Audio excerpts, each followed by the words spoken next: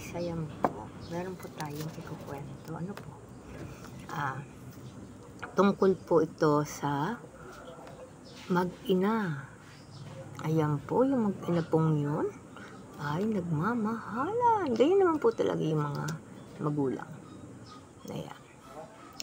Isang araw, inuutusan ng nanay si Maria. Maria, Maria, nasaan ka? Ang sabi ng ina.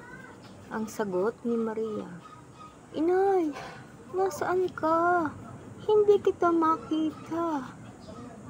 Ano ba, Maria? Nandito ako. Paano hindi mo ako nakikita? Nay, wala na po akong makita. Hindi ko na po makita rin ang kapaligiran.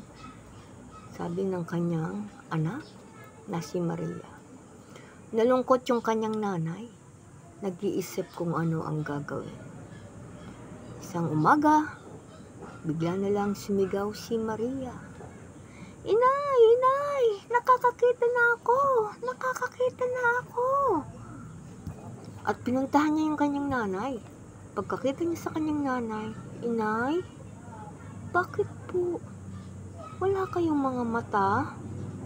Ang sabi ng ina, Maria, ang aking mga mata ay nasalin sa iyo, Maria. Ayan po, kaya po ang ina ay napakadakila. Kaya mahalin po natin ang ating magulang dahil siya, lahat po ay gagawin niya para po sa kanyang mga anak. Marami pong salamat. Sana po ay nagustuhan niyo yung muntikong kwento.